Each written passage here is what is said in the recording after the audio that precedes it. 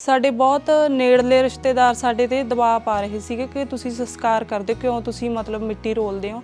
ਉਹ ਰਿਸ਼ਤਿਆਂ ਨੂੰ ਅਸੀਂ ਮਤਲਬ ਕਹਿਤਾ ਸੀ ਕਿ ਜੇ ਤੁਹਾਡੇ ਕੋਲੇ ਸਮਾਂ ਹੈਗਾ ਤਾਂ ਤੁਸੀਂ ਧਰਨੇ ਤੇ ਬੈਠ ਜਾਓ ਸਾਡੇ ਨਾਲ, ਜੇ ਤੁਹਾਡੇ ਕੋਲੇ ਸਮਾਂ ਨਹੀਂ ਤਾਂ ਤੁਸੀਂ ਜਾ ਸਕਦੇ ਹੋ, ਕੋਈ ਗੱਲ ਨਹੀਂ। ਸਾਡਾ ਬਾਪ ਸੀ, ਸਾਡੇ 'ਚ ਇੰਨੀ ਹਿੰਮਤ ਹੈਗੀ ਹੈ ਕਿ ਅਸੀਂ ਆਪਦੇ ਬਾਪ ਦੀ ਮੌਤ ਦਾ ਇਨਸਾਫ ਲੈ ਸਕਦੇ ਹਾਂ। ਕਿ ਸਮਾਜ ਦੇ ਵਿੱਚ ਇੱਕ ਧਾਰਨਾ ਬਣੀ ਹੁੰਦੀ ਹੈ ਕਿ ਜਦੋਂ ਕੁੜੀ ਤੇ ਪਰਚਾ ਪੈ ਜਾਂਦਾ ਤਾਂ ਬਹੁਤ ਆਲੇ ਦੁਆਲੇ ਗੱਲਾਂ ਚੱਲਦੀਆਂ।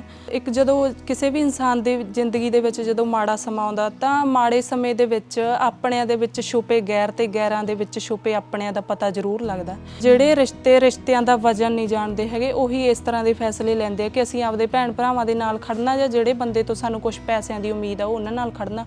ਜਦੋਂ ਕੋਈ ਦੁੱਖ ਤਕਲੀਫ ਆਉਂਦੀ ਹੈ ਇਨਸਾਨ ਦੀ ਜ਼ਿੰਦਗੀ ਦੇ ਵਿੱਚ ਤਾਂ ਕੁਦਰਤ ਉਸ ਦੁੱਖ ਤਕਲੀਫ ਦੇ ਲੜਨ ਦਾ ਬਲ ਵੀ ਬਖਸ਼ਦੀ ਹੈ। ਕਈ ਵਾਰੀ ਇਨਸਾਨ ਦੀ ਜ਼ਿੰਦਗੀ ਦੇ ਵਿੱਚ ਦੁੱਖ ਤੇ ਚੁਣੌਤੀਆਂ ਹੀ ਉਹਦੇ ਜਿਉਣ ਦਾ ਰਾਹ ਬਣ ਜਾਂਦੇ ਨੇ। ਧੌਣ ਨਿਭਾ ਕੇ ਜਿਉਣਾ ਬੇਗੈਰਤ ਬੰਦੇ ਦਾ ਕੰਮ। ਇਨਸਾਨ ਦਾ ਖੁਦ ਦਾ ਫੈਸਲਾ ਹੁੰਦਾ ਕਿ ਉਹ ਜ਼ਿੰਮੇਵਾਰੀਆਂ ਨੂੰ ਆਪਦੇ ਤੇ ਭਾਰੂ ਪੈਣ ਦੇ ਦਿੰਦਾ ਜਾਂ ਉਹ ਜ਼ਿੰਮੇਵਾਰੀਆਂ ਤੇ ਖੁਦ ਭਾਰੂ ਪੈ ਜਾਂਦਾ। ਜਦੋਂ ਤੁਸੀਂ ਚੱਲਦੇ ਹੋ ਤਾਂ ਤੁਹਾਡੇ ਜੇ 70 ਬੰਦੇ ਸਾਥ ਦੇਣ ਵਾਲੇ ਆ 100 ਚੋਂ ਤਾਂ 30 ਬੰਦੇ ਤੁਹਾਡੇ ਵਿਰੋਧੀ ਵੀ ਹੋਣਗੇ।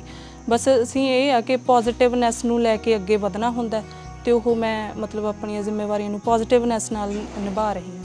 ਕਿ ਨਾ ਰੱਖ ਵਹਿਮ ਮੁਸ਼ਕਲੇ ਕਿ ਤੂੰ ਮੈਨੂੰ ਹਰਾ ਜਾਵੇਂਗੀ, ਹਿੰਮਤ ਹੈ ਤੇਰੇ ਨਾਲ ਨਜਿੱਠਣ ਦੀ ਤੂੰ ਹਾਰ ਜਾਵੇਂਗੀ। ਜ਼ਿੰਦਗੀ ਇੱਕ ਰਿਸਕ ਹੀ ਹੈ, ਪਰ ਤੁਸੀਂ ਜਦੋਂ ਡਰ ਕੇ ਜਦੋਂ ਘਰੇ ਬੈਠ ਜਾਓਗੇ ਤਾਂ ਤੁਸੀਂ ਆਪਣੇ ਦੁਸ਼ਮਣਾਂ ਦਾ ਮੁਕਾਬਲਾ ਹੀ ਨਹੀਂ ਕਰ ਸਕਦੇ ਹੈਗੇ।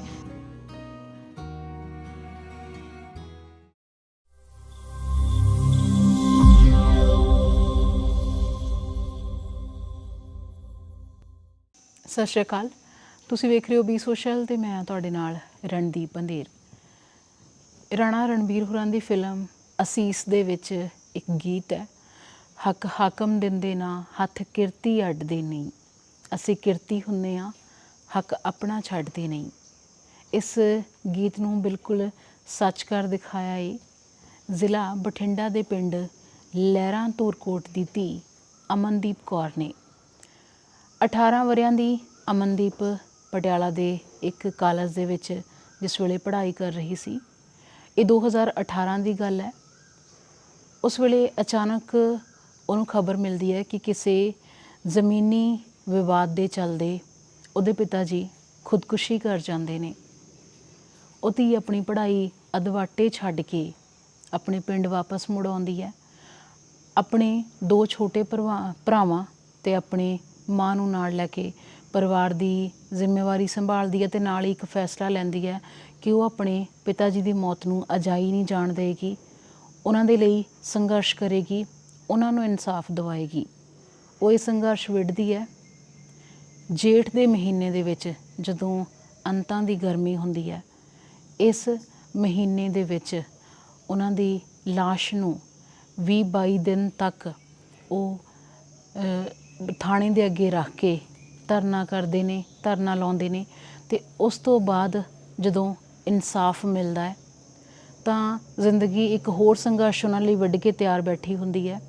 ਇਸ ਹਾਦਸੇ ਤੋਂ ਥੋੜ੍ਹਾ ਸਮਾਂ ਬਾਅਦ ਹੀ ਉਹਨਾਂ ਦੇ ਮਾਮਾ ਜੀ, ਜਿਨ੍ਹਾਂ ਨੇ ਉਸ ਔਖੇ ਵੇਲੇ ਦੇ ਵਿੱਚ ਪਰਿਵਾਰ ਦੀ ਬਹੁਤ ਮਦਦ ਕੀਤੀ ਹੁੰਦੀ ਹੈ, ਕਿਸੇ ਦੂਜੇ ਜ਼ਮੀਨੀ ਵਿਵਾਦ ਦੇ ਵਿੱਚ ਉਹਨਾਂ ਦਾ ਕਤਲ ਹੋ ਜਾਂਦਾ ਹੈ। ਅੱਜ ਇਸ ਵੇਲੇ ਉਹ ਧੀ ਉਸ ਕੇਸ ਨੂੰ ਵੀ ਅੱਗੇ ਹੋ ਕੇ ਉਸ ਕੇਸ ਦੀ ਪੈਰਵਾਈ ਕਰ ਰਹੀ ਹੈ, ਉਸ ਕੇਸ ਦੇ ਨਾਲ ਵੀ ਨਜਿੱਠ ਰਹੀ ਹੈ। ਰੂਬਰੂ ਕਰਵਾ ਰਹੀ ਹਾਂ ਤੁਹਾਨੂੰ ਇਸ ਬਹਾਦਰ ਧੀ ਅਮਨਦੀਪ ਕੌਰ ਦੇ ਨਾਲ। ਸਤਿ ਸ਼੍ਰੀ ਅਕਾਲ ਅਮਨ। ਸਤਿ ਸ਼੍ਰੀ ਅਕਾਲ ਜੀ। ਕਿਵੇਂ ਹੋ? ਵਧੀਆ, ਬਹੁਤ ਵਧੀਆ। ਅਮਨ, ਵਿਦਿਆਰਥੀ ਜੀਵਨ ਤੋਂ ਬਾਅਦ ਤੁਸੀਂ ਅੱਜ ਦੁਬਾਰਾ ਮਿਲ ਰਹੇ ਹੋ। ਉਸ ਵੇਲੇ ਜਿਸ ਅਮਨ ਨੂੰ ਮੈਂ ਜਾਣਦੀ ਸੀ ਉਹ ਤਾਂ ਪਿੰਡ ਤੋਂ ਪਟਿਆਲੇ ਆ ਕੇ ਇੰਨੀ ਉਲਝੀ ਹੋਈ ਸੀ ਕਿ ਹਰ ਗੱਲ ਦੇ ਵਿੱਚ ਇੱਕ ਹੀ ਜ਼ਿਕਰ ਹੁੰਦਾ ਸੀ ਕਿ ਮੇਰਾ ਇੱਥੇ ਦਿਲ ਨਹੀਂ ਲੱਗਦਾ, ਮੈਂ ਪਿੰਡ ਵਾਪਸ ਚਲ ਜਾਣਾ। ਤਾਂ ਅਚਾਨਕ ਜ਼ਿੰਦਗੀ ਨੇ ਇੱਕ ਕਰਵਟ ਲਈ, ਤੁਹਾਨੂੰ ਪੜ੍ਹਾਈ ਛੱਡ ਕੇ ਉੱਥੋਂ ਆਉਣਾ ਪਿਆ। ਕੀ ਵਾਪਰਿਆ ਸੀ ਪਰਿਵਾਰ ਦੇ ਵਿੱਚ? ਹਾਂਜੀ, ਮੈਂ 12ਵੀਂ ਪਾਸ ਕਰਨ ਤੋਂ ਬਾਅਦ BA ਕਲਾਸ ਦੇ ਵਿੱਚ ਦਾਖਲਾ ਲਿਆ ਪਟਿਆਲੇ ਦੇ ਖਾਲਸਾ ਕਾਲਜ ਦੇ ਵਿੱਚ। ਅਤੇ ਉੱਥੇ ਮੇਰਾ ਵੈਸੇ ਹੀ ਦਿਲ ਨਹੀਂ ਸੀ ਲੱਗਦਾ ਕਿਉਂਕਿ ਮੈਨੂੰ ਇੱਥੇ ਆਦਤ ਪਈ ਹੋਈ ਸੀ ਕਿ ਇੱਕ ਥੋੜ੍ਹੇ ਮਤਲਬ ਮਾਹੌਲ ਦੇ ਵਿੱਚ ਰਹਿਣ ਦੀ। ਤਾਂ ਉੱਥੇ ਜਦੋਂ ਜਾ ਕੇ ਵੇਖਿਆ ਤਾਂ ਮਾਹੌਲ ਮਤਲਬ ਇਸ ਤਰ੍ਹਾਂ ਦਾ ਸੀਗਾ ਕਿ ਹਰ ਕੋਈ ਮਤਲਬ ਆਪਣੇ ਕੰਮ ਦੇ ਵਿੱਚ ਧਿਆਨ ਦਿੰਦਾ ਸੀਗਾ। ਅਤੇ ਮੈਨੂੰ ਉਹ ਮਾਹੌਲ ਮਤਲਬ ਓਪਰਾ ਲੱਗਿਆ ਤੇ ਜਦੋਂ 12ਵੀਂ ਜਮਾਤ ਤੋਂ ਬਾਅਦ ਮੈਂ ਉੱਥੇ ਬੀਏ ਦੇ ਵਿੱਚ ਦਾਖਲਾ ਲਿਆ ਤਾਂ ਉਹ ਜਿਹੋ ਜਿਹਾ ਮਾਹੌਲ ਮੈਨੂੰ ਇੱਥੇ 12ਵੀਂ ਤੱਕ ਅਧਿਆਪਕਾਂ ਤੋਂ ਮਿਲਦਾ ਰਿਹਾ ਤਾਂ ਉਸ ਮਾਹੌਲ ਤੋਂ ਵੀ ਬਿਲਕੁਲ ਹੀ ਉਹ ਮਾਹੌਲ ਵੱਖਰਾ ਸੀਗਾ ਬੀਏ ਕਾਲਜ ਦਾ। ਤਾਂ ਜਦੋਂ ਉੱਥੇ ਮਤਲਬ ਮੈਂ 1 ਸਾਲ ਪੜ੍ਹਾਈ ਕੀਤੀ ਤਾਂ ਉਸ ਤੋਂ ਬਾਅਦ ਮੇਰੇ ਪਿਤਾ ਜੀ ਆ ਜਿਹੜੇ ਉਹ ਜ਼ਮੀਨੀ ਵਿਵਾਦ ਦੇ ਵਿੱਚ ਖੁਦਕੁਸ਼ੀ ਕਰ ਲੈਂਦੇ ਨੇ, ਕਿਉਂਕਿ ਅਸੀਂ ਜਿਹੜੀ ਸਾਡੀ ਸ਼ਹਿਰੀ ਪ੍ਰਾਪਰਟੀ ਸੀਗੀ ਉਸ ਨੂੰ ਵੇਚ ਕੇ ਮਤਲਬ ਸਾਡੇ ਪਿੰਡ ਇੱਕ ਜ਼ਮੀਨ ਬਣਦੀ ਸੀਗੀ, ਸਾਨੂੰ ਇਹ ਸੀ ਕਿ ਉਹ ਸ਼ਹਿਰੀ ਪ੍ਰਾਪਰਟੀ ਵੇਚ ਕੇ ਅਸੀਂ ਆਪਣੇ ਪਿੰਡ ਜ਼ਮੀਨ ਲੈ ਲਈਏ। ਪਰ ਉਸ ਜ਼ਮੀਨ ਜਿਨ੍ਹਾਂ ਨੇ ਖਰੀਦੀ ਸੀਗੀ ਜਾਂ ਮਤਲਬ ਵਿੱਚ ਜਿਹੜੇ ਦਲਾਲ ਸੀਗੇ ਉਹ ਫਰਾਡ ਵਾਲੇ ਬੰਦੇ ਸੀਗੇ ਤੇ ਉਹਨਾਂ ਨੇ ਸਾਡੇ ਨਾਲ ਫਰਾਡ ਕੀਤਾ। ਤਾਂ ਮੇਰੇ ਮਤਲਬ ਡੈਡੀ ਨੂੰ ਇਹ ਲੱਗਿਆ ਵੀ ਇਹ ਹੁਣ ਸਾਡੇ ਪੈਸੇ ਨਹੀਂ ਦੇਣਗੇ, ਕਿਉਂਕਿ ਉਹ ਜਿਹੜੀ ਸ਼ਹਿਰੀ ਪ੍ਰਾਪਰਟੀ ਵੇਚ ਕੇ ਅਸੀਂ ਦੂਜੀ ਜ਼ਮੀਨ ਦਾ ਬਿਆਨਾ ਕਰ ਲਿਆ ਸੀਗਾ ਤਾਂ ਉਹ ਰਜਿਸਟਰੀ ਕਰਵਾਉਣ ਦੀ ਤਰੀਕ ਜਿਹੜੀ ਨੇੜੇ ਆ ਰਹੀ ਸੀਗੀ। ਜਦੋਂ ਉਹਨਾਂ ਨੇ ਧਮਕੀਆਂ ਦੇਣੀਆਂ ਸ਼ੁਰੂ ਕਰਤੀਆਂ ਕਿ ਸਾਡੀ ਤਾਂ ਸਿਆਸੀ ਪਾਰਟੀਆਂ ਦੇ ਨਾਲ ਇੰਨੀ ਬਣਦੀ ਹੈ, ਅਸੀਂ ਤੇਰੇ ਪੈਸੇ ਨਹੀਂ ਦੇਵਾਂਗੇ, ਤਾਂ ਉਹ ਉਸ ਮਾਨਸਿਕ ਪਰੇਸ਼ਾਨੀ ਦੇ ਵਿੱਚੋਂ ਮਤਲਬ ਨਿਕਲ ਨਹੀਂ ਸਕੇ ਹੈਗੇ ਤੇ ਉਹਨਾਂ ਨੇ ਫੈਸਲਾ ਖੁਦਕੁਸ਼ੀ ਦਾ ਕਰ ਲਿਆ। ਉਹਨਾਂ ਦੀ ਜੇਬ ਦੇ ਵਿੱਚੋਂ ਇੱਕ ਜਿਹੜਾ ਸੁਸਾਈਡ ਨੋਟ ਮਿਲਦਾ ਸਾਨੂੰ, ਤਾਂ ਸਾਨੂੰ ਪਤਾ ਲੱਗਦੇ ਨੇ ਕਿ ਮੌਤ ਦੇ ਜ਼ਿੰਮੇਵਾਰ ਉਹੀ ਨੇ ਜਿਨ੍ਹਾਂ ਨੂੰ ਅਸੀਂ ਜ਼ਮੀਨ ਵੇਚੀ ਆ। ਉਸ ਤੋਂ ਬਾਅਦ ਅਸੀਂ ਇਹ ਫੈਸਲਾ ਕਰ ਲਿਆ ਕਿ ਜਿੰਨਾ ਟਾਈਮ ਉਹਨਾਂ ਬੰਦਿਆਂ ਨੂੰ ਮਤਲਬ ਗ੍ਰਿਫਤਾਰ ਨਹੀਂ ਕੀਤਾ ਜਾਂਦਾ ਹੈਗਾ, ਜੇਲ੍ਹ ਨਹੀਂ ਉਹਨਾਂ ਨੂੰ ਭੇਜਿਆ ਜਾਂਦਾ, ਉਹਨਾਂ ਟਾਈਮ ਅਸੀਂ ਸੰਸਕਾਰ ਨਹੀਂ ਕਰਾਂਗੇ, ਅਸੀਂ ਸਿਸਟਮ ਦੇ ਨਾਲ ਅਸੀਂ ਜਿਹੜੀ ਉਹ ਲੜਾਈ ਲੜਾਂਗੇ। ਤਾਂ ਮਤਲਬ 3 ਜੂਨ 2018 ਦੀ ਘਟਨਾ ਜਦੋਂ ਖੁਦਕੁਸ਼ੀ ਕਰ ਲਈ ਜਾਂਦੀ ਹੈ ਮੇਰੇ ਡੈਡੀ ਦੇ ਵੱਲੋਂ, ਤਾਂ ਉਸ ਤੋਂ ਬਾਅਦ ਅਸੀਂ ਇਹ ਫੈਸਲਾ ਕਰਦੇ ਹਾਂ ਕਿ ਜਿੰਨਾ ਸਮਾਂ ਸਾਨੂੰ ਸੰਘਰਸ਼ ਕਰਨਾ ਪਿਆ ਅਸੀਂ ਉਹਨਾਂ ਸਮਾਂ ਸੰਘਰਸ਼ ਕਰਾਂਗੇ। ਤਾਂ 26 ਦਿਨ ਜਿਹੜੀ ਅਸੀਂ ਜੂਨ ਦੇ ਮਹੀਨੇ ਦੇ ਵਿੱਚ ਡੈੱਡ ਬੋਡੀ ਰੱਖੀ ਤੇ ਜੂਨ ਮਹੀਨੇ ਦੇ ਵਿੱਚ ਹੀ ਮਤਲਬ ਥਾਣਾ ਸਿਟੀ ਰਾਮਪੁਰਾ ਦੇ ਅੱਗੇ ਧਰਨਾ ਲਾਇਆ ਦਿਨ ਰਾਤ ਦਾ। ਤੇ ਕਿਸਾਨ ਜਥੇਬੰਦੀ ਉਗਰਾਹਾਂ ਨੇ ਸਾਡਾ ਉਦੋਂ ਬਹੁਤ ਸਾਥ ਦਿੱਤਾ, ਅਸੀਂ ਉਹਨਾਂ ਦਾ ਵੀ ਧੰਨਵਾਦ ਕਰਦੇ ਹਾਂ ਜਿਨ੍ਹਾਂ ਦੀ ਬਦੌਲਤ ਸਾਨੂੰ ਇਨਸਾਫ ਮਿਲਿਆ। ਤਾਂ ਉਹ 26 ਦਿਨਾਂ ਦੇ ਵਿੱਚ ਜਦੋਂ ਉਹ ਸਾਡਾ ਸੰਘਰਸ਼ ਚੱਲ ਰਿਹਾ ਸੀ ਤਾਂ ਉਦੋਂ ਜਿਹੜੀ ਖਾਸ ਗੱਲ ਇਹ ਆ ਕਿ ਉਦੋਂ ਪਰਿਵਾਰਕ ਜਿਹੜੀਆਂ ਮਤਲਬ ਸਮੱਸਿਆਵਾਂ ਬਹੁਤ ਆਈਆਂ। ਸਾਡੇ ਬਹੁਤ ਨੇੜਲੇ ਰਿਸ਼ਤੇਦਾਰ ਸਾਡੇ ਤੇ ਦਬਾਅ ਪਾ ਰਹੇ ਸੀਗੇ ਕਿ ਤੁਸੀਂ ਸੰਸਕਾਰ ਕਰਦੇ ਕਿਉਂ, ਤੁਸੀਂ ਮਤਲਬ ਮਿੱਟੀ ਰੋਲਦੇ ਹੋ। ਤਾਂ ਸਾਡੇ ਲਈ ਸਿਰਫ ਇੱਕੋ ਹੀ ਰਸਤਾ ਸੀਗਾ ਕਿ ਮਿੱਟੀ ਤਾਂ ਹੈ, ਜਦੋਂ ਬੰਦਾ ਮਰ ਜਾਂਦਾ ਉਹ ਮਿੱਟੀ ਤਾਂ ਹੈ ਹੀ। ਉਸ ਤੋਂ ਬਾਅਦ ਸਾਡੀ ਇਹ ਜ਼ਿੰਮੇਵਾਰੀ ਬਣਦੀ ਹੈ ਕਿ ਉਸ ਬੰਦੇ ਦਾ ਇਨਸਾਫ ਅਸੀਂ ਕਿਹੜੇ ਢੰਗ ਨਾਲ ਲੈਣਾ। ਤਾਂ ਅਸੀਂ ਉਹ ਸੰਘਰਸ਼ ਕੀਤਾ। ਉਹ ਰਿਸ਼ਤਿਆਂ ਨੂੰ ਅਸੀਂ ਮਤਲਬ ਕਹਿ ਤਾ ਸੀ ਕਿ ਜੇ ਤੁਹਾਡੇ ਕੋਲੇ ਸਮਾਂ ਹੈਗਾ ਤਾਂ ਤੁਸੀਂ ਧਰਨੇ ਤੇ ਬੈਠ ਜਾਓ ਸਾਡੇ ਨਾਲ, ਜੇ ਤੁਹਾਡੇ ਕੋਲੇ ਸਮਾਂ ਨਹੀਂ ਤਾਂ ਤੁਸੀਂ ਜਾ ਸਕਦੇ ਹੋ, ਕੋਈ ਗੱਲ ਨਹੀਂ, ਸਾਡਾ ਬਾਪ ਸੀ, ਸਾਡੇ 'ਚ ਇੰਨੀ ਹਿੰਮਤ ਹੈਗੀ ਹੈ ਕਿ ਅਸੀਂ ਆਪਦੇ ਬਾਪ ਦੀ ਮੌਤ ਦਾ ਇਨਸਾਫ ਲੈ ਸਕਦੇ ਹਾਂ। ਤਾਂ ਉਹ ਜਿਹੜਾ 26 ਦਿਨ ਧਰਨਾ ਚੱਲਿਆ ਉਸ ਤੋਂ ਬਾਅਦ ਸਾਡਾ ਮਤਲਬ ਰੌਂ ਰਾਦਾ ਵੇਖ ਕੇ ਤਾਂ ਲੋਕਾਂ ਨੇ ਸਾਡਾ ਬਹੁਤ ਸਾਥ ਦਿੱਤਾ ਉਸ ਸਮੇਂ। ਤਾਂ ਮਤਲਬ ਪੁਲਿਸ ਨੂੰ ਗ੍ਰਿਫਤਾਰ ਕਰਨਾ ਪਿਆ ਉਹ, ਤਾਂ ਜਦੋਂ ਉਹਨਾਂ ਨੂੰ ਗ੍ਰਿਫਤਾਰ ਕਰ ਲਿਆ ਜਾਂਦਾ ਤੇ ਜੇਲ੍ਹ ਭੇਜ ਦਿੱਤਾ ਜਾਂਦਾ, ਉਦੋਂ ਬਾਅਦ ਅਸੀਂ ਸੰਸਕਾਰ ਕਰਦੇ ਹਾਂ। ਫਿਰ ਕੋਰਟ ਦੇ ਵਿੱਚ ਪੁਲਿਸ ਦੇ ਵੱਲੋਂ ਚਲਾਨ ਨਹੀਂ ਪੇਸ਼ ਕੀਤਾ ਜਾਂਦਾ, ਫਿਰ ਅਸੀਂ ਉਸ ਮਾਮਲੇ ਨੂੰ ਲੈ ਕੇ ਫਿਰ ਦੁਬਾਰਾ ਮਤਲਬ ਥਾਣੇ ਦੇ ਚੱਕਰ ਕੱਟਦੇ ਹਾਂ। ਜਦੋਂ ਸਾਨੂੰ ਇਨਸਾਫ ਪੂਰਾ ਨਹੀਂ ਮਿਲਦਾ ਤਾਂ ਅਸੀਂ ਫਿਰ ਦੁਬਾਰਾ ਧਰਨੇ ਲਾਉਣੇ ਸ਼ੁਰੂ ਕਰਦੇ ਹਾਂ ਕਿ ਕੋਰਟ ਦੇ ਵਿੱਚ ਚਲਾਨ ਪੇਸ਼ ਹੋਵੇ।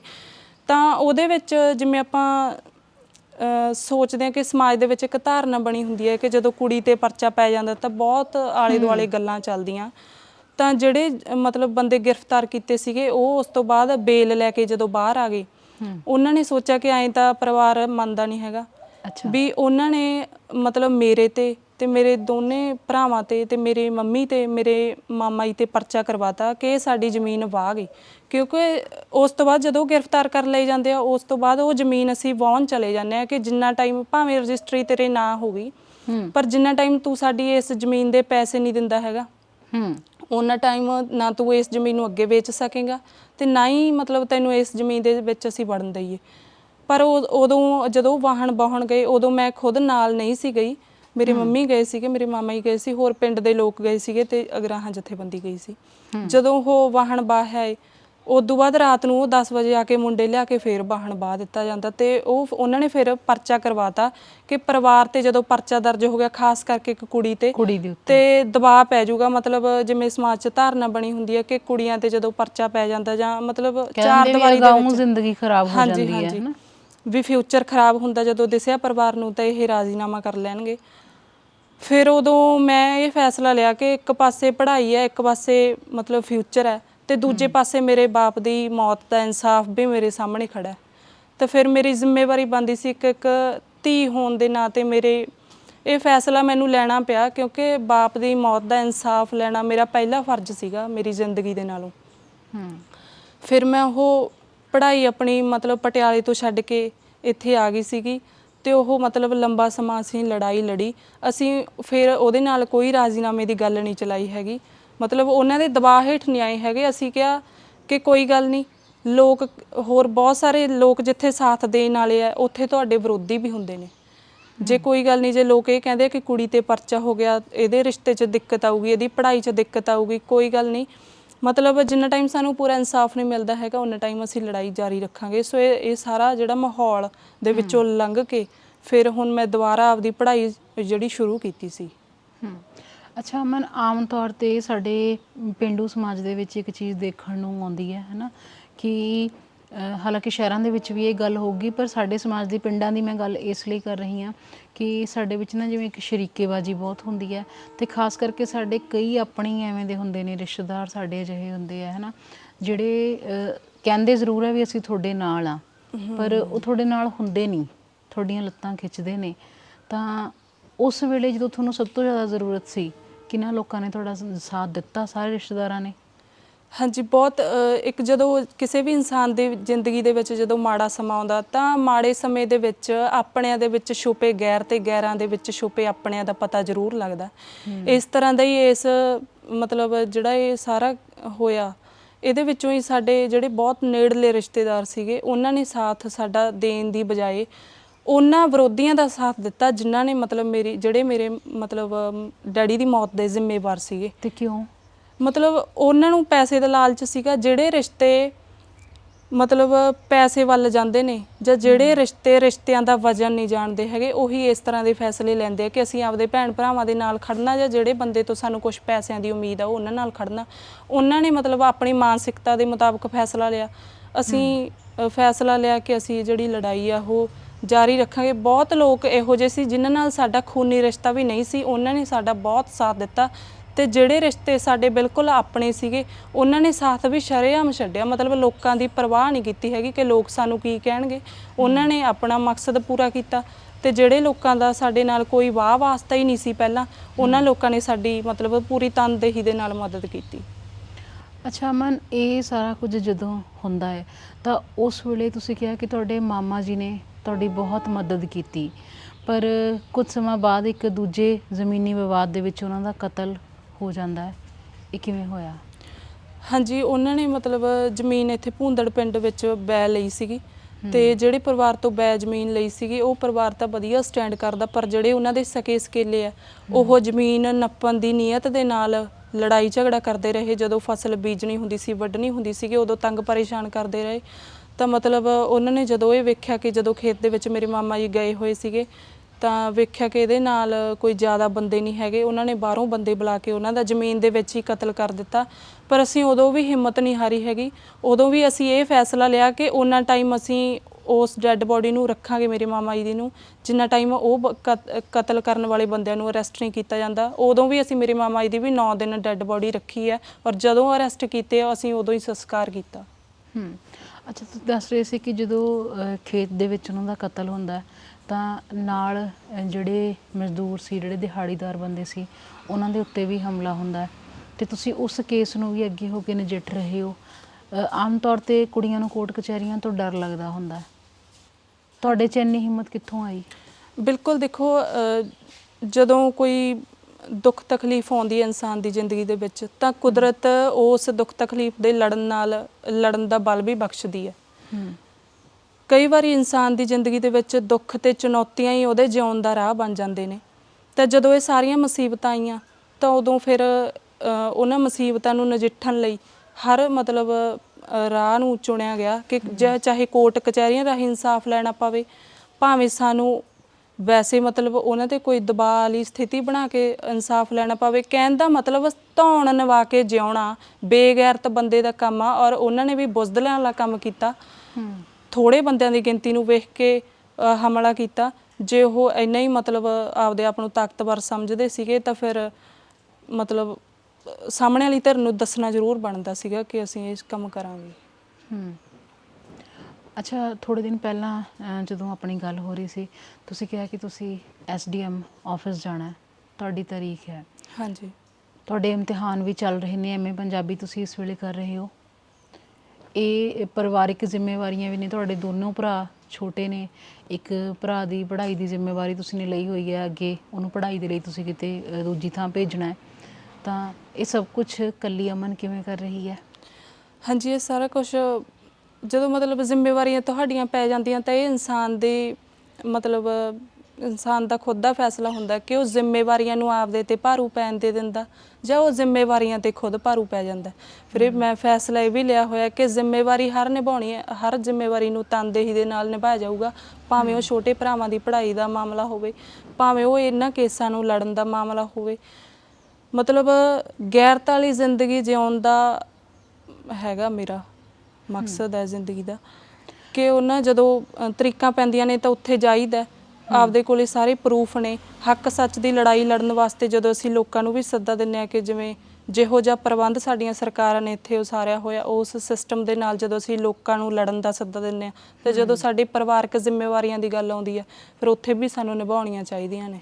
ਕਿਉਂਕਿ ਅਸੀਂ ਨਾ ਉਂਝ ਤਾਂ ਹਰ ਗੱਲ ਤੇ ਅਸੀਂ ਥਾਣੇ ਕਚਹਿਰੀਆਂ ਭੱਜਣ ਨੂੰ ਤਿਆਰ ਰਹਿੰਦੇ ਹਾਂ, ਹੈ ਨਾ, ਪਰ ਜਦੋਂ ਸਾਨੂੰ ਜ਼ਰੂਰਤ ਹੈ ਉਦੋਂ ਫਿਰ ਅਸੀਂ ਇਹਨਾਂ ਨੂੰ ਆਏ ਮੰਨਦੇ ਹਾਂ ਵੀ ਜੇ ਕੁੜੀ ਥਾਣੇ ਕਚਹਿਰੀ ਜਾਂਦੀ ਹੈ ਤਾਂ ਇਹ ਬਹੁਤ ਸ਼ਰਮਿੰਦਗੀ ਵਾਲਾ ਮੰਨਿਆ ਜਾਂਦਾ। ਜਾਂ ਜਿਵੇਂ ਤੁਸੀਂ ਬਿਲਕੁਲ ਸੱਚ ਕਿਹਾ ਸੀ ਕਿ ਸਾਡੇ ਸਮਾਜ ਦੇ ਵਿੱਚ ਇਹ ਇੱਕ ਧਾਰਨਾ ਚੱਲਦੀ ਹੈ ਕਿ ਜੇ ਕੁੜੀ ਦੇ ਉੱਤੇ ਕੋਈ ਕੇਸ ਹੋ ਗਿਆ, ਅਤੇ ਖਾਸ ਕਰਕੇ ਜੇ ਕੁੜੀ ਦਾ ਹਲੇ ਵਿਆਹ ਨਹੀਂ ਹੋਇਆ, ਅਣਵਿਆਹੇ ਕਿਸੇ ਬੱਚੇ ਦੇ ਉੱਤੇ ਕੇਸ ਹੋ ਜਾਂਦਾ ਤਾਂ ਉਹਦੀ ਅਗਾਂਹ ਵਾਲੀ ਸਾਰੀ ਜ਼ਿੰਦਗੀ ਅਸੀਂ ਮੰਨਦੇ ਹਾਂ ਵੀ ਖਰਾਬ ਹੋ ਗਈ। ਤਾਂ ਤੁਸੀਂ ਬਹੁਤ ਖੁਸ਼ਕਿਸਮਤ ਵੀ ਹੋ ਇਸ ਮਾਮਲੇ ਦੇ ਵਿੱਚ ਕਿ ਤੁਸੀਂ ਹੁਣੇ ਤੁਹਾਡੀ ਮੰਗਣੀ ਹੋਈ ਹੈ। ਅਸੀਂ ਤੁਹਾਨੂੰ ਉਸ ਚੀਜ਼, ਤੁਹਾਡੇ ਅਗਾਂਹ ਭਵਿੱਖ ਦੇ ਲਈ ਵੀ ਸ਼ੁਭਕਾਮਨਾਵਾਂ ਦਿੰਦੇ ਹਾਂ। ਤੁਹਾਨੂੰ ਇੱਕ ਚੰਗਾ ਪਰਿਵਾਰ ਜਿਹੜਾ ਮਿਲਿਆ ਜਿਹਨੇ ਇਸ ਸੋਚ ਨੂੰ ਅਪਣਾਇਆ, ਇੱਕ ਨਵੇਂ ਰੀਤ ਜਿਹੜੀ ਇੱਕ ਧੀ ਚੱਲ ਰਹੀ ਹੈ, ਉਸ ਤੁਹਾਡੀ ਇਸ ਕਹਾਣੀ ਤੋਂ ਨਾ ਬਹੁਤ ਸਾਰੀਆਂ ਕੁੜੀਆਂ ਜਿਹੜੀਆਂ ਹੈ ਉਹਨਾਂ ਨੂੰ ਪ੍ਰੇਰਨਾ ਮਿਲੇਗੀ, ਜਿਨ੍ਹਾਂ ਨੂੰ ਸਾਨੂੰ ਜਦੋਂ ਐਂ ਲੱਗਣ ਲੱਗ ਜਾਂਦਾ ਜ਼ਿੰਦਗੀ ਦੇ ਵਿੱਚ ਕਿ ਹੁਣ ਇਕੱਲੇ ਕੀ ਕਰਾਂਗੇ। ਤੁਹਾਡੀਆਂ ਭਵਿੱਖ ਦੀਆਂ ਯੋਜਨਾਵਾਂ ਕੀ ਨੇ? ਮੇਰੀਆਂ ਭਵਿੱਖ ਦੀਆਂ ਯੋਜਨਾਵਾਂ ਇਹੀ ਨੇ ਕਿ ਜਿਹੜੀਆਂ ਆਹ ਸਾਰਾ ਜ਼ਿੰਮੇਵਾਰੀਆਂ ਮੇਰੇ ਤੇ ਪਈਆਂ ਹੋਈਆਂ, ਇਹਨੂੰ ਮਤਲਬ ਮੈਂ ਅੱਧ ਵਾਟੇ ਨਹੀਂ ਛੱਡਦੀ ਹੈਗੀ, ਇਹਨੂੰ ਮਤਲਬ ਆਖਰੀ ਸਿਖਰ ਤੱਕ ਨਿਭਾਊਂਗੀ। ਭਾਵੇਂ ਮੇਰੀਆਂ ਪਰਿਵਾਰਕ ਜ਼ਿੰਮੇਵਾਰੀਆਂ ਹੋਣ, ਭਾਵੇਂ ਮਤਲਬ ਇਹਨਾਂ ਹਾਲਾਤਾਂ 'ਚੋਂ ਹੀ ਜਥੇਬੰਦੀਆਂ ਦੇ ਨਾਲ ਵਾਹ ਪਿਆ, ਲੋਕਾਂ ਦੀਆਂ ਜ਼ਿੰਮੇਵਾਰੀਆਂ ਵੀ ਸਾਡੇ ਸਿਰ ਨੇ ਕਿ ਉਹਨਾਂ ਦੇ ਜਿਹੜੇ ਮਸਲੇ ਹੁੰਦੇ ਨੇ ਉਹਨਾਂ ਨੂੰ ਵੀ ਨਿਬੇੜਨਾ ਪੈਂਦਾ। ਤਾਂ ਉਹ ਜਿਹੜੀਆਂ ਸਾਰੀਆਂ ਜ਼ਿੰਮੇਵਾਰੀਆਂ ਨੂੰ ਮਤਲਬ ਮੇਰੇ ਸਹੁਰਾ ਪਰਿਵਾਰ ਵੀ ਬਹੁਤ ਸਾਡਾ ਸਾਥ ਦਿੰਦਾ, ਤਾਂ ਅਗਾਊਂ ਜਿਹੜੀ ਭਵਿੱਖ ਦੀ ਹੈਗੀ ਆ ਕਿ ਉਹ ਸਾਰੀਆਂ ਜ਼ਿੰਮੇਵਾਰੀਆਂ ਨੂੰ ਨਿਭਾਇਆ ਜਾਊਗਾ, ਅੱਧ ਵਾਟਿਓ ਨਹੀਂ ਕੋਈ ਵੀ ਕੰਮ ਛੱਡਿਆ ਜਾਊਗਾ। ਅੱਛਾ, ਤੁਸੀਂ ਕਿਹਾ ਕਿ ਤੁਸੀਂ ਕਿਸਾਨ ਜਥੇਬੰਦੀਆਂ ਦੇ ਨਾਲ ਜੁੜੇ ਹੋਏ ਹੋ, ਦਿੱਲੀ ਮੋਰਚੇ ਦੇ ਵਿੱਚ ਵੀ ਤੁਸੀਂ ਸਰਗਰਮ ਰਹੇ, ਤਾਂ ਉਸ ਵੇਲੇ ਜਿਹੜਾ ਹੈ ਉਹ ਇੱਕ ਵੱਖਰਾ ਅਨੁਭਵ ਸੀ ਤੁਹਾਡੇ ਲਈ? ਦਿੱਲੀ ਮੋਰਚੇ ਤੋਂ ਪਹਿਲਾਂ ਹੀ ਮੈਂ ਜਥੇਬੰਦੀਆਂ ਨਾਲ ਕੰਮ ਕਰਨਾ ਸ਼ੁਰੂ ਕਰ ਦਿੱਤਾ ਸੀ, ਕਿਉਂਕਿ ਮੇਰੇ ਫਾਦਰ ਸਾਹਿਬ 2018 ਦੇ ਵਿੱਚ ਖੁਦਕੁਸ਼ੀ ਕਰਦੇ ਆ ਜੂਨ 'ਚ। ਉਸ ਤੋਂ ਬਾਅਦ ਹੀ ਮਤਲਬ ਮੇਰਾ ਵਾਹ ਜਥੇਬੰਦੀਆਂ ਦੇ ਨਾਲ ਪੈਂਦਾ, ਔਰ ਜਥੇਬੰਦੀਆਂ ਨਾਲ ਵੀ ਵਾਹ ਵਾਸਤਾ ਉਦੋਂ ਹੀ ਪੈਂਦਾ ਉਹਨਾਂ ਮਾੜੇ ਹਾਲਾਤਾਂ 'ਚ ਪੈਂਦਾ ਜਿਹੜੇ ਮਾੜੇ ਹਾਲਾਤਾਂ ਨੂੰ ਇੱਥੋਂ ਦੇ ਪ੍ਰਬੰਧ ਨੇ ਜਨਮ ਦਿੱਤਾ। ਔਰ ਉਹਨਾਂ ਜਥੇਬੰਦੀਆਂ ਦੇ ਵਿੱਚ ਬਹੁਤ ਕੁਝ ਸਿੱਖਣ ਨੂੰ ਮਿਲਿਆ।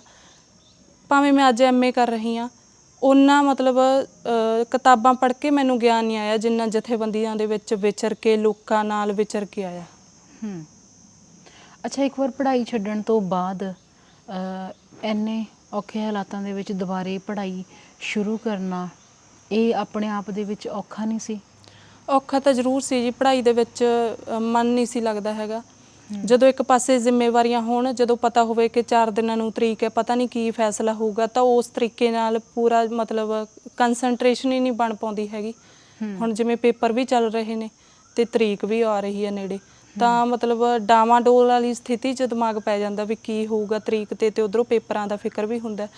ਪਰ ਜ਼ਿੰਮੇਵਾਰੀ ਆ, ਨਿਭਾਉਣੀ ਪਊਗੀ। ਅਤੇ ਮੈਂ ਮਤਲਬ ਸਮਾਜ ਨੂੰ ਵੀ ਇਹੀ ਕਹਿਣਾ ਚਾਹੁੰਦੀ ਹਾਂ ਕਿ ਆਪਣੀਆਂ ਧੀਆਂ ਨੂੰ ਹਰ ਹਾਲਤ ਮੌਕਾ ਦਿਓ। ਬਹੁਤ ਕੁਛ ਮਤਲਬ ਕਰ ਸਕਦਾ ਇਨਸਾਨ ਜੇ ਤੁਸੀਂ ਉਹਨਾਂ ਨੂੰ ਮੌਕੇ ਦਿਓਗੇ। ਅਕਸਰ ਸਾਡੇ ਸਮਾਜ ਦੇ ਵਿੱਚ ਨਾ ਇਹ ਕਿਹਾ ਜਾਂਦਾ ਕਿ ਜਿਹੜੇ ਘਰ ਦੇ ਵਿੱਚ ਜੇ ਕੋਈ ਧੀ ਜ਼ਿੰਮੇਵਾਰੀ ਸਾਂਭਦੀ ਹੈ ਅੱਗੇ ਹੋ ਕੇ, ਅਸੀਂ ਕਹਿੰਦੇ ਵੀ ਇੱਥੇ ਤਾਂ ਧੀਆਂ ਦੀ ਲਾਣੇਦਾਰੀ ਚੱਲਦੀ ਹੈ, ਧੀਆਂ ਖੁਦ ਮੁਖਤਿਆਰ ਨੇ, ਤੁਹਾਨੂੰ ਐਵੇਂ ਦਾ ਕੁਝ ਨਹੀਂ ਸੁਣਨਾ ਪੈਂਦਾ? ਨਹੀਂ, ਮੇਰੇ ਮਤਲਬ ਮੰਮੀ ਬਹੁਤ ਸਾਥ ਦਿੰਦੇ ਨੇ ਮੇਰਾ, ਅਤੇ ਮੇਰੇ ਰਿਸ਼ਤੇਦਾਰ ਵੀ ਬਹੁਤ ਸਾਥ ਦਿੰਦੇ ਆ। ਉਹਨਾਂ ਨੂੰ ਪਤਾ ਹੈ ਕਿ ਚੰਗਾ ਕੰਮ ਕਰ ਰਹੀ ਆ, ਤੇ ਮੈਨੂੰ ਇਸ ਤਰ੍ਹਾਂ ਦਾ ਮੇਰੇ ਪਰਿਵਾਰ ਵੱਲੋਂ ਕੋਈ ਦਿੱਕਤ ਨਹੀਂ ਆਉਂਦੀ ਹੈਗੀ। ਬਾਕੀ ਜਦੋਂ ਤੁਸੀਂ ਚੱਲਦੇ ਹੋ ਤਾਂ ਤੁਹਾਡੇ ਜੇ 70 ਬੰਦੇ ਸਾਥ ਦੇਣ ਵਾਲੇ ਆ 100 ਚੋਂ, ਤਾਂ 30 ਬੰਦੇ ਤੁਹਾਡੇ ਵਿਰੋਧੀ ਵੀ ਹੋਣਗੇ। ਬਸ ਅਸੀਂ ਇਹ ਆ ਕਿ ਪੋਜ਼ਿਟਿਵਨੈਸ ਨੂੰ ਲੈ ਕੇ ਅੱਗੇ ਵਧਣਾ ਹੁੰਦਾ, ਤੇ ਉਹ ਮੈਂ ਮਤਲਬ ਆਪਣੀਆਂ ਜ਼ਿੰਮੇਵਾਰੀਆਂ ਨੂੰ ਪੋਜ਼ਿਟਿਵਨੈਸ ਨਾਲ ਨਿਭਾ ਰਹੀ ਹਾਂ। ਜਦੋਂ ਅਮਨ ਨਿੱਕੀ ਸੀ, ਅਮਨ ਨੂੰ ਪਤਾ ਸੀ ਕਿ ਇਸ ਕਿਸੇ ਨੂੰ ਨਹੀਂ ਪਤਾ ਹੁੰਦਾ ਕਿ ਜ਼ਿੰਦਗੀ ਕਿਸ ਤਰ੍ਹਾਂ ਦੀ ਕਰਵਟ ਲਏਗੀ, ਹੈ ਨਾ, ਪਰ ਰੁਝਾਨ ਤੁਹਾਡੇ ਸ਼ੁਰੂ ਤੋਂ ਹੀ ਇਸੇ ਤਰ੍ਹਾਂ ਦੇ ਖਿਆਲ ਸੀ? ਨਹੀਂ, ਮੇਰੇ ਖਿਆਲ ਇਸ ਤਰ੍ਹਾਂ ਦੇ ਨਹੀਂ ਸੀਗੇ। ਮਤਲਬ ਮੇਰਾ ਸ਼ੌਂਕ ਇਹ ਸੀਗਾ ਕਿ ਮੈਂ ਪੜ੍ਹਾਈ ਕਰਕੇ ਇੱਕ ਜੱਜ ਬਣਾ। ਮੇਰਾ ਉਸ ਲਾਅ ਦੀ ਜਿਹੜਾ ਹੈਗਾ ਸੀਗਾ, ਲਾਅ ਦੇ ਖੇਤਰ ਵੱਲ ਜਾਣਾ ਸੀਗਾ। ਪਰ ਜਦੋਂ ਘਰ ਦੇ ਬਿਲਕੁਲ ਹੀ ਹਾਲਾਤ ਚੇਂਜ ਹੋ ਗਏ ਤਾਂ ਮੈਂ ਉੱਧਰ, ਇਨਸਾਨ ਚਾਹੁੰਦਾ ਹੋਇਆ ਵੀ ਨਹੀਂ ਜਾ ਸਕਦਾ ਹੁੰਦਾ, ਤਾਂ ਮੈਨੂੰ ਇਹ ਸੀਗਾ ਵੀ ਮੈਂ ਜੱਜ ਬਣਾ ਤੇ ਲੋਕਾਂ ਨੂੰ ਨਿਆਂ ਦੇਵਾਂ। ਜਿਹੜੇ ਸੱਚ ਦੇ ਰਾਹ 'ਤੇ ਲੋਕ ਚੱਲਦੇ ਨੇ, ਜਾਂ ਜਿਹੜੇ ਲੋਕ ਇੱਥੇ ਦੋਸ਼ੀ ਪਾਏ ਜਾਂਦੇ ਨੇ, ਉਹਨਾਂ ਨੂੰ ਸਜ਼ਾਵਾਂ ਦਿੱਤੀਆਂ ਜਾਣ। ਪਰ ਉਹ ਰਾਹ ਮੈਨੂੰ ਛੱਡਣਾ ਪਿਆ ਕਿਉਂਕਿ ਮੇਰੇ ਘਰ ਦੇ ਹਾਲਾਤ ਹੀ ਬਿਲਕੁਲ ਹੀ ਉਲਟ ਹੋ ਗਏ।